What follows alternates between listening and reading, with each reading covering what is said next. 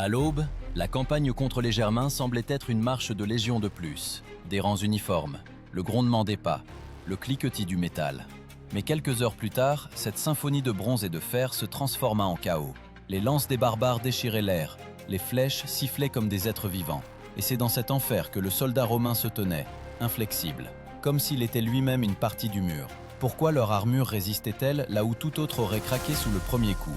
Les historiens ont écrit que la lorica segmentata, une armure segmentée, devenue le symbole de la discipline romaine, est mentionnée pour la première fois au début du 1er siècle de notre ère. Ces plaques de fer étaient reliées par des courroies et des attaches, offrant une flexibilité sans perte de protection.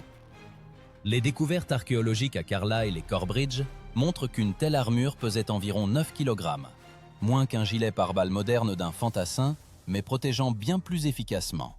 Cette armure n'était pas seulement un vêtement de guerrier, c'était un bouclier enveloppé autour du corps. Ces segments métalliques cliquetaient lorsque les légionnaires marchaient en formation, comme si toute l'armée était un seul être vivant, couvert d'acier. De loin, la formation romaine ressemblait à une vague de métal en mouvement, capable d'engloutir toute résistance. Ce type de protection était appelé lorica, du mot latin lorica qui signifiait cuirasse. Il existait différents types. La lorica amata, une cotte de maille faite de milliers d'anneaux. La lorica squamata, une variante à écailles. Et enfin, la lorica segmentata, le summum de l'ingénierie antique. Elle était assemblée à la main, chaque plaque étant ajustée au corps d'un soldat spécifique, comme une armure pour un gladiateur qui ne devait pas perdre. Selon diverses sources, c'est cette armure qui fut utilisée massivement pour la première fois dans les légions de l'empereur Auguste. Et plus tard, à l'époque de Trajan, lorsque Rome atteignit les limites de sa puissance. Polybe écrivait que la force de Rome résidait non seulement dans ses armes, mais aussi dans l'art de les utiliser. Et la lorica devint l'instrument qui fit des guerriers dispersés un mécanisme unique. Mais derrière chaque plaque se cachait un prix. Le légionnaire ne se contentait pas d'enfiler son armure. Il s'y intégrait. Sous les couches de métal, la peau s'écorchait jusqu'au sang. La sueur ruisselait sur le corps dans l'armure échauffée, et les épaules bourdonnaient sous le poids. Et pourtant, lorsque le premier coup de lance atteignait la poitrine, c'est précisément cette douleur qui sauvait la vie. Les segments de la lorica étaient assemblés de telle sorte que le coup d'épée glissait sur la surface, perdant de sa force. C'est là que résidait la simple ingéniosité des forgerons romains. L'armure ne résistait pas au coup, elle le déviait, comme une vague qui ne brise pas la pierre, mais la contourne. Un légionnaire, atteint à la poitrine, pouvait vaciller, mais ne tombait pas. Son armure amortissait l'énergie, comme les plaques composites modernes. Lorsque les archéologues ont trouvé des fragments d'armure dans les ruines de Carnuntum, les traces de déformation sur le métal ont montré que les coups étaient portés avec une force qui aurait percé une cotte de maïs ordinaire. Mais la lorica tenait. Elle sauvait là où même le bouclier ne servait à rien. Des milliers d'années plus tard, les ingénieurs ont maintes et maintes fois tenté de reproduire cette formule. Légèreté, flexibilité et protection. Mais la question demeurait. Comment les guerriers du monde antique ont-ils créé ce que nous pouvons à peine surpasser aujourd'hui? Et peut-être la réponse n'est-elle pas cachée dans le fer, mais dans celui qui le portait. Car l'armure n'est pas seulement du métal. C'est une volonté qui s'est forgé une forme. Et à chaque pas sous le soleil, le légionnaire romain transformait cette volonté en une armure capable de supporter non seulement le coup d'une lance, mais aussi l'histoire elle-même. Lorsque le nouveau jour commençait par le signal de combat, le son de la tuba qui déchirait le silence matinal du camp, la Légion savait déjà, aujourd'hui, il faudrait de nouveau revêtir le métal. Les segments brillants de la lorica refroidissaient la peau, comme pour rappeler, ce n'est pas seulement une armure, c'est une promesse. La promesse de tenir bon. La guerre n'attendait pas des conditions confortables. Pluie, boue, chaleur, tout se fondait en une marche sans fin, longue d'une vie. La préparation du légionnaire romain commençait bien avant la bataille elle-même. Chaque jour, il s'entraînait en équipement complet, environ 25 kg d'acier, de cuir, d'armes et de vivres. Selon les écrits de Végès, un légionnaire devait être capable de courir en armure plus de 1000 pas sans s'arrêter. Le poids était réparti idéalement. La poitrine et les épaules portaient l'armure, le dos les provisions, la ceinture l'épée gladius. Même la respiration était affûtée jusqu'à l'automatisme. Et pourtant, c'est l'armure qui déterminait qui survivrait dans l'affrontement. La lorica segmentata avait une construction particulière. Des bandes de fer horizontales étaient fixées par des courroies et des rivets, formant une enveloppe mobile. Elle épousait les mouvements du corps, se pliait lors des torsions, mais ne se brisait pas. Des reconstructeurs modernes ont prouvé qu'une telle armure supporte un coup d'épée avec une énergie allant jusqu'à 150 joules, ce qui est suffisant pour fendre un bouclier ou percer une cotte de maille. Mais les guerriers l'appelaient autrement, seconde peau. Lorsque le légionnaire bouclait la dernière sangle, il se transformait comme en une créature de métal. Ce n'était pas seulement une arme de défense, mais un rituel de transformation. César écrivait que la discipline dans les rangs romains était plus forte que la peur, et l'armure, en grinçant et en cliquetant, devenait le symbole de cette discipline. Les légionnaires se formaient en rang, 3 lignes de 120 hommes, chacune dans un ordre strictement défini par l'expérience. Devant, les astatis, des fantassins lourds. Derrière eux, les principes, des vétérans. Et en dernière ligne, les triarii, des guerriers plus âgés, la dernière réserve. Leur formation ressemblait à un échiquier, mais chaque pièce ici était faite de chair et d'acier. Le terme testudo, du mot latin tortue, désignait l'une des formations les plus célèbres de Rome. Lorsque les flèches pleuvaient, les boucliers s'élevaient et se refermaient, formant un dôme de fer. Dessous se tenaient des centaines d'hommes, et seul le bruit des flèches sur le métal révélait qu'à l'intérieur, il y avait des êtres vivants. Les ennemis voyaient devant eux non pas une armée, mais une forteresse en mouvement. Cette forteresse avançait sans fléchir, même sous le feu.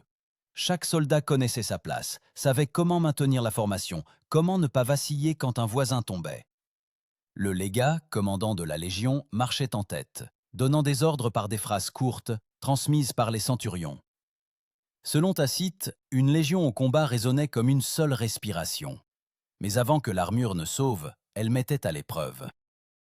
Le fer frottait les épaules, le soleil transformait les segments en plaques incandescentes, et la sueur coulait sur le corps comme de l'huile sur une lame.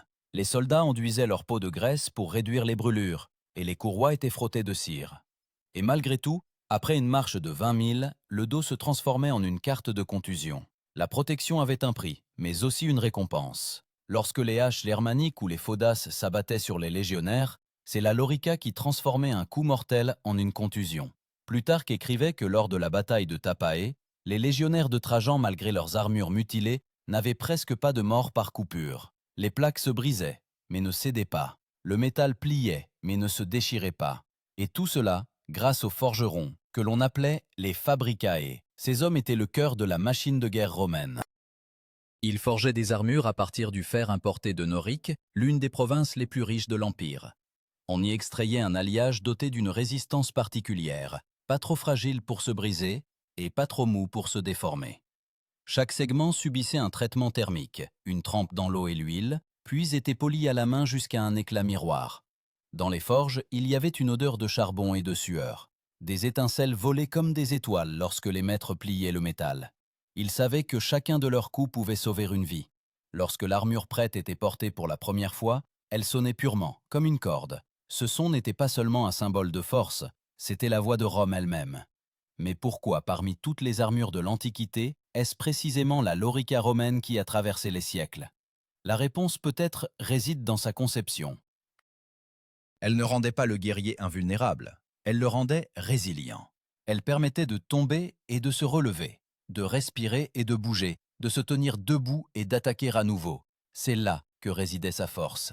Chaque coup que le Romain recevait au combat retentissait sur l'armure, résonnant dans sa poitrine. Le son de l'acier était la musique de la discipline, le rythme de l'Empire qui tenait sous contrôle la moitié du monde. Et lorsque des milliers de guerriers marchaient en formation, leurs loricae tintaient comme les cloches d'un immense temple, dédié non pas aux dieux, mais à l'idée même d'ordre. Mais même cet ordre avait une limite. Quelque part devant, au-delà de l'horizon, Rome rencontrerait des ennemis dont les lames se révéleraient différentes, plus lourdes, plus larges, plus brutes. Et c'est alors que l'épreuve de la solidité de la lorica deviendrait l'épreuve de l'Empire lui-même. Midi sur le Danube. Le soleil frappait les yeux, la poussière formait un mur. La Légion avançait vers le gué, où, selon les rapports de reconnaissance, des détachements d'as s'étaient rassemblés. L'air tremblait de chaleur et de tension. Les guerriers se taisaient. Chaque pas résonnait du cliquetis du fer.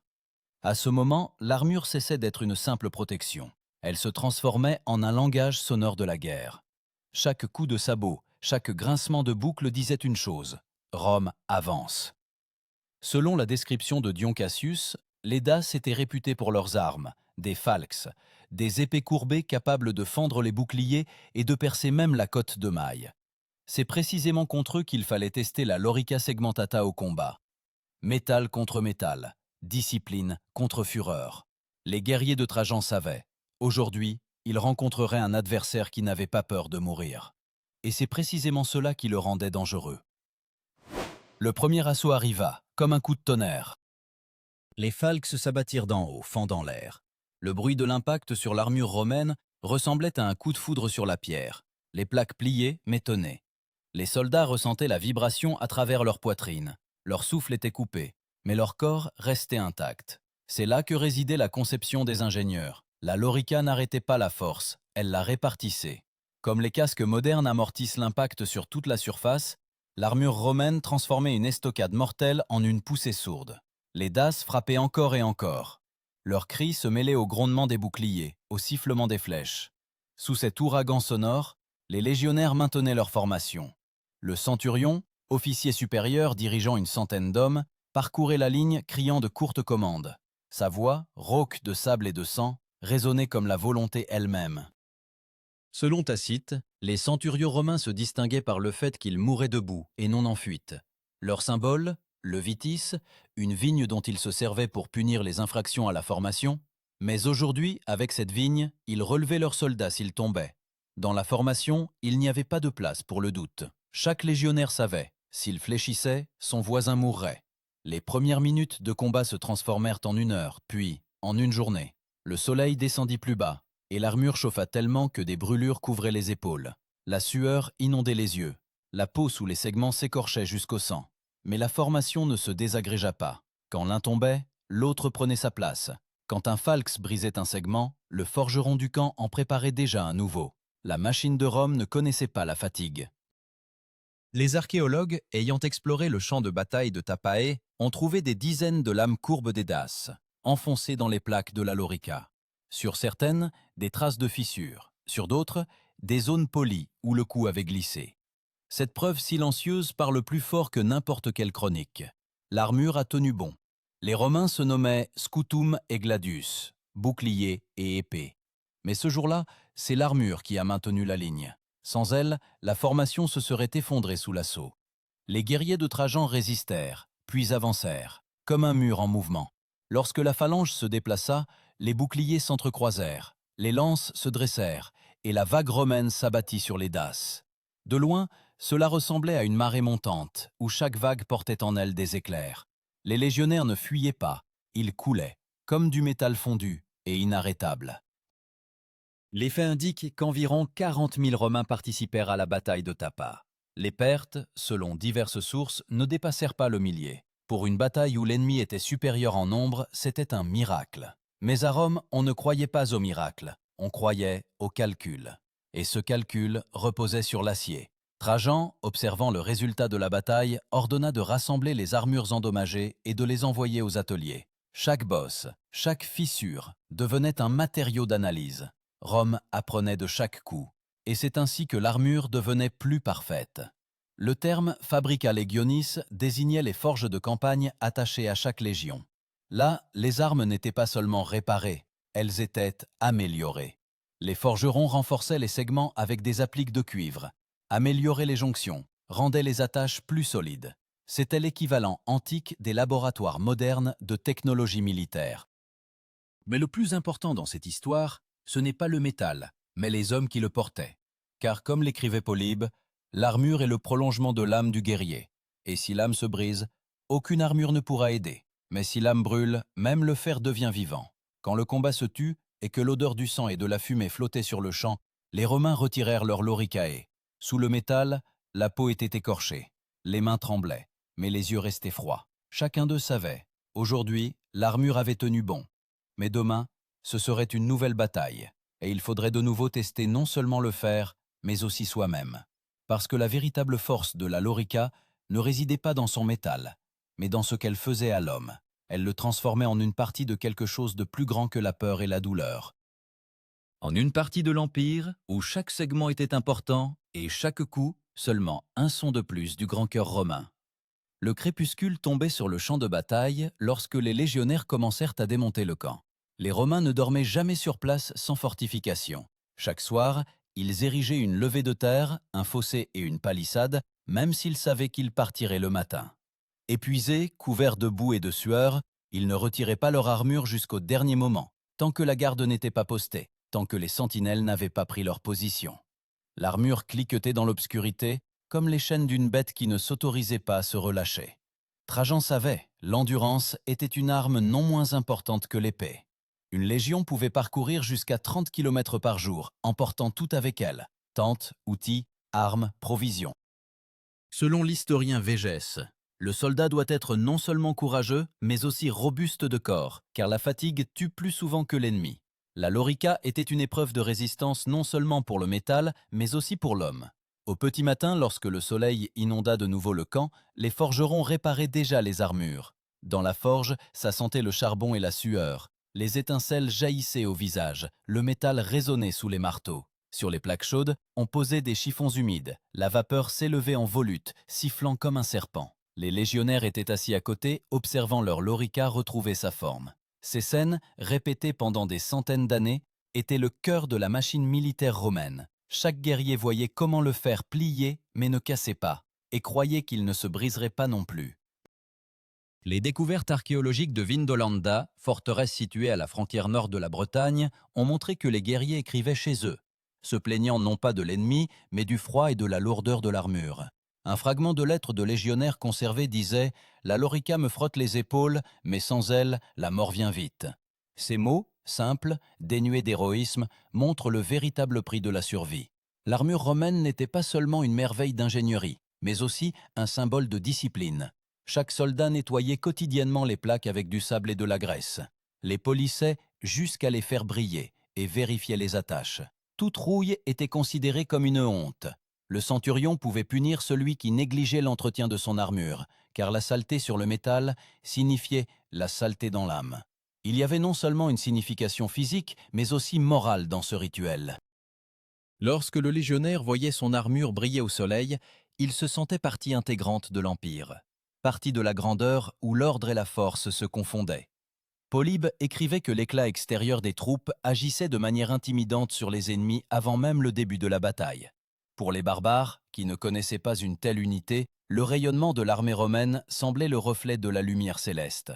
Mais même l'armure parfaite ne pouvait protéger de la fatigue. Après la campagne en Dacie, des milliers de loricae étaient usés à l'extrême. Certains soldats remplaçaient les segments de fer par du cuir, allégeant le poids. C'est ainsi qu'apparut la lorica plumata, une variante rare avec des plumes métalliques cousues qui combinaient flexibilité et éclat. Cependant, son coût était trop élevé. Seuls les commandants pouvaient se la permettre. Trajan, de retour à Rome après sa victoire, ordonna d'ériger sur le forum une colonne surmontée de la statue de l'empereur.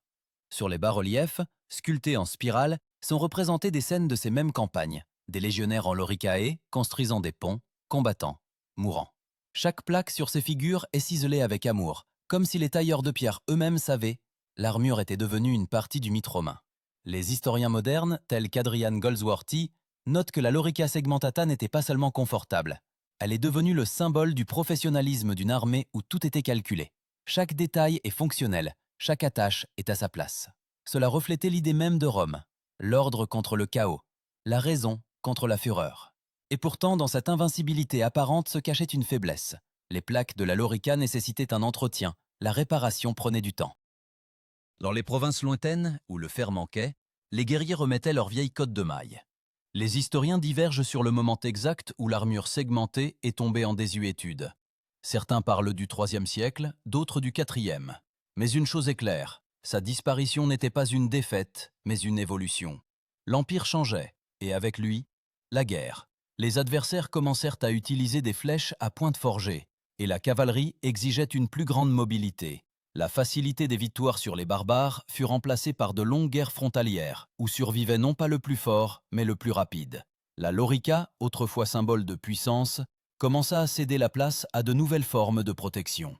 Mais dans la mémoire des légionnaires, elle resta un étalon éternel. Pour eux, le bruit des attaches, le crépitement du métal, l'éclat des segments au soleil, c'était la musique de leur jeunesse, la chanson d'un temps où l'armure tenait encore le monde entier. Et lorsque, des siècles plus tard, les ruines des anciens camps furent envahies par l'herbe, on trouvait encore des fragments de ces armures dans la terre, rouillés, déformés, mais reconnaissables. Ils se taisaient, mais dans leur silence résonnait l'écho des pas, de ceux qui avançaient, jusqu'à ce que le monde ne s'effondre sous leurs pieds. Ainsi, l'armure, qui protégeait autrefois les corps, devint la protection de la mémoire. Mais devant Rome l'attendait une dernière épreuve, non pas le coup d'une épée, mais le coup du temps. Puis la question n'était plus la solidité du fer, mais celle de l'homme lui-même en son sein. Un siècle passa. Le monde, qui jadis tremblait sous les pas des légions, commença à se fissurer de l'intérieur. L'Empire s'étendait des îles britanniques au désert de Syrie. Mais l'armure de Rome, au propre comme au figuré, commençait à rouiller. Le métal brillait encore au soleil, mais la discipline s'émoussait. De nouveaux barbares, Goths et Sarmates, arrivaient des plaines du nord, armés de lourdes épées et de longues lances. Les vieilles armures n'étaient plus impénétrables. Les historiens écrivent qu'au début du IIIe siècle, les armées romaines portaient de plus en plus souvent de simples cottes de mailles, ou des loricae squamatae. L'armure segmentée tombait en désuétude, elle était plus difficile à réparer, les courroies pourrissaient, les rivets perdaient de leur solidité. Mais pour les vétérans, elle restait le symbole de la vraie Rome, un temps où l'acier et l'ordre étaient synonymes. Aux frontières de l'Empire, ce n'étaient plus des citoyens qui combattaient, mais des mercenaires, les fédérés. Ils portaient des armures fabriquées sur le modèle romain, mais dénuées de son esprit. Les lourdes plaques étaient remplacées par des anneaux flexibles, du fer bon marché, du cuir. Les combattants étaient expérimentés, mais il leur manquait ce qui ne peut être forgé, la foi. Car la lorica segmentata protégeait non pas le corps, mais une idée. L'homme est une partie de quelque chose de plus grand que lui-même. Dans les chroniques d'Amien Marcellin, il y a une scène où lors de la bataille d'Andrinople, les légionnaires se hâtent d'enfiler de vieilles armures, conservées dans les arsenaux. Ils espèrent que ce métal leur portera chance, comme une amulette sacrée. Mais l'armure ne sauve plus. La formation s'effondre, la cavalerie des Goths perce les lignes, et pour la première fois depuis des siècles, l'armée romaine ne perd pas une bataille, mais sa confiance. Lorsque la fumée de la bataille se dissipe, il reste des corps, couverts de plaques fissurées. Les archéologues, ayant exploré ces champs, ont trouvé des vestiges de loricae, avec des entailles de lances et des bosses de hache. Le métal résistait aux coups, mais il ne sauvait plus. L'ennemi frappait d'en haut, à cheval, et l'armure, conçue pour les combats d'infanterie, ne pouvait protéger contre une telle puissance. Le terme contus désignait la longue lance du cavalier, une arme qui changea les règles du jeu. Son coup était porté par toute la masse du cavalier et du cheval, et aucune lorica ne pouvait entièrement dissiper une telle énergie. Chaque décennie, l'armure devenait plus fine, plus légère, cédant la place à la mobilité. L'Empire, qui s'appuyait autrefois sur la discipline des légions, se transformait en un état vivant de forces mercenaires. Mais malgré tout, même dans ce déclin, le vieil métal romain continuait de parler. Au poste frontière en Bretagne et en Gaule, on trouvait encore des plaques de segmentata, brisées en deux, mais soigneusement enterrées avec les guerriers. Peut-être qu'ils étaient enterrés non pas comme des hommes, mais comme des symboles, les derniers fragments d'une époque où l'armure était égale à l'honneur. Les témoignages de Noric, où l'on extrayait autrefois le fer romain, montrent qu'au dernier siècle, la fonte devint plus grossière et le contrôle plus faible. Les forgerons ne forgeaient plus à la main chaque segment pour chaque guerrier. La production de masse détruisit l'unicité. Là où chaque armure était autrefois personnelle, l'armure devint désormais une simple chose. Et une chose dépourvue de sens cesse d'être une protection. Polybe écrivait jadis que les Romains n'emportaient non par le nombre, mais par l'habileté. Mais dans les dernières guerres, cette habileté se dissolvait. L'armée, habituée à une coordination parfaite, agissait de plus en plus de manière dispersée. Les centurions, ceux qui maintenaient la formation et le moral, disparurent en tant que classe. Sans eux, l'armure perdait son cœur, car même l'acier le plus solide ne vaut rien s'il n'y a pas la main qui maintient la ligne. Néanmoins, même affaiblie, l'armure romaine restait une source d'inspiration. Les barbares qui pillèrent Rome portaient des armures prises comme trophées de puissance. Ils copiaient la forme de la segmentata sans comprendre que son secret ne résidait pas dans le métal, mais dans l'ordre qui maintenait ce métal ensemble. Les découvertes archéologiques à Ravenne et Carthage montrent que même au Ve siècle, certains commandants de l'Empire d'Orient continuaient d'utiliser des éléments segmentés dans leurs cuirasses. Ils croyaient que ce style portait la bénédiction de la vieille Rome, comme si l'esprit même de l'Empire se cachait dans les courbes du fer. Mais l'histoire est impitoyable. Après la chute de l'Empire romain d'Occident en 476, la lorica disparut des champs de bataille.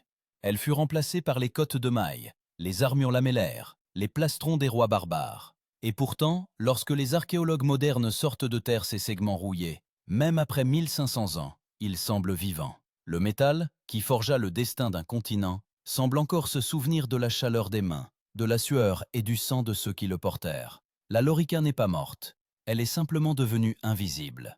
Elle est passée de l'acier à la mémoire, de la mémoire à l'idée. Et aujourd'hui, lorsque les ingénieurs créent des armures en Kevlar et en titane, ils répètent les mêmes principes: répartition de l'impact, flexibilité, résistance. Ce que les Romains ont inventé vit encore dans chaque soldat sur lequel brille une plaque. Mais la question demeure. Si l'armure de Rome a résisté aux lames et au temps, l'homme qu'elle a créé pourra-t-il supporter l'épreuve de la chute de l'Empire? La réponse à cette question ne commence pas sur le champ de bataille, mais dans le silence, là où l'acier touche pour la première fois la peau et où l'homme décide ce qui sera le plus fort, le métal ou le cœur.